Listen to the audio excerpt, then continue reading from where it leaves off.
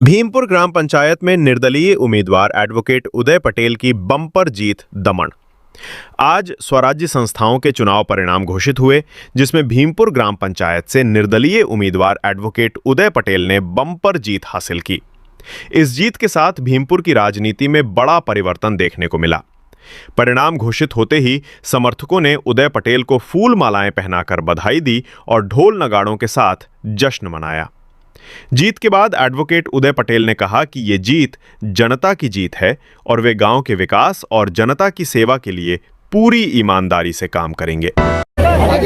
मारी जो भव्य जीत थी છે એનો સૌથી મોટો શ્રેય મારી પંચાયતની જે જનતા છે તેનો છે।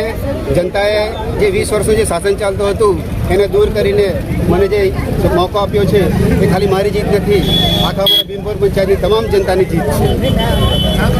અને હું જનતાએ જે જનાદેશ આપ્યો છે એનો સ્વીકાર કરું છું અને હું પૂર્ણ વિશ્વાસ અપાવું છું કે હું મારાથી બનતા પૂરો પ્રયત્ન લોકો માટે કરીશ।